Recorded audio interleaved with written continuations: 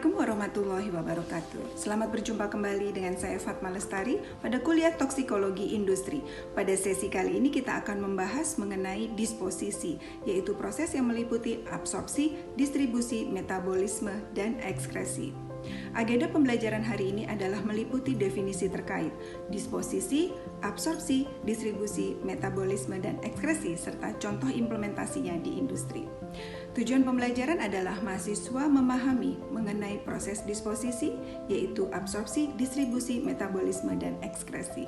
Mahasiswa juga memahami proses ATME atau absorpsi, distribusi, metabolisme, dan ekskresi. Mahasiswa juga memahami contoh implementasinya di industri.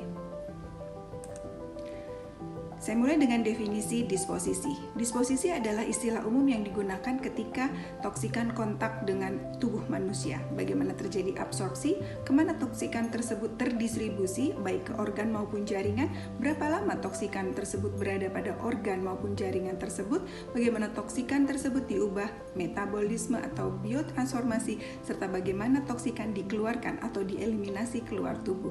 Gambar berikut menggambarkan proses disposisi secara umum. Definisi berikutnya yang juga penting adalah toksikokinetika.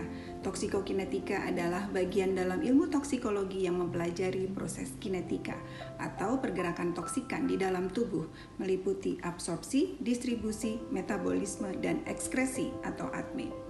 Istilah kinetika digunakan karena menggunakan penjelasan matematis untuk menggambarkan pergerakan toksikan di dalam tubuh selama waktu tertentu. Hal ini berkaitan dengan apa yang dilakukan oleh tubuh terhadap toksikan. Inilah yang akan kita pelajari pada sesi kali ini. Pada sesi sebelumnya, kita sudah mempelajari mengenai efek toksik yang merupakan bagian dari toksikodinamika, yaitu bagian dari ilmu toksikologi yang mempelajari bagaimana terjadinya efek atau perubahan dalam tubuh yang ditimbulkan oleh toksikan, termasuk proses biokimia dan fisiologi pada molekul dan jaringan target organ, seperti proses mengikat, mengaktifkan, atau menghambat reseptor.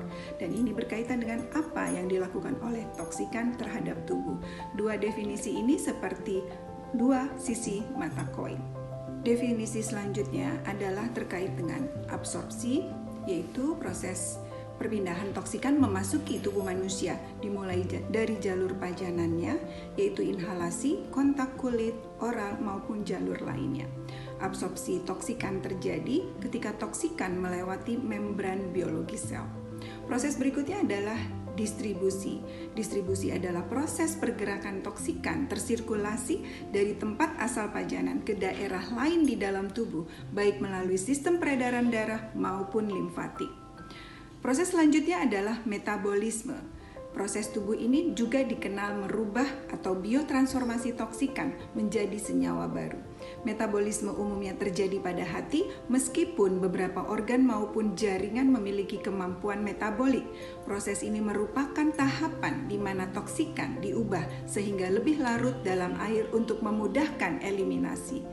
Dan proses selanjutnya yaitu ekskresi, yaitu proses toksikan atau metabolitnya meninggalkan tubuh.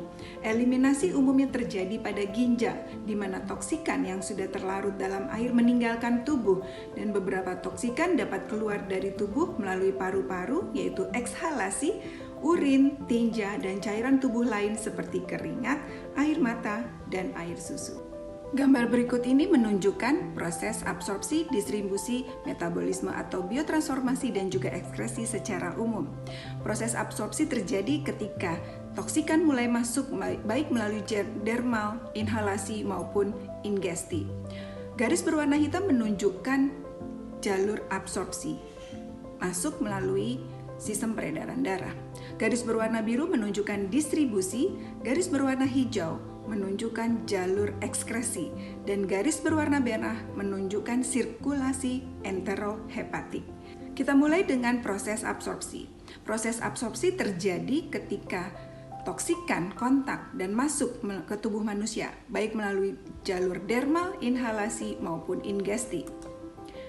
Absorpsi pertama kali terjadi melalui membran sel.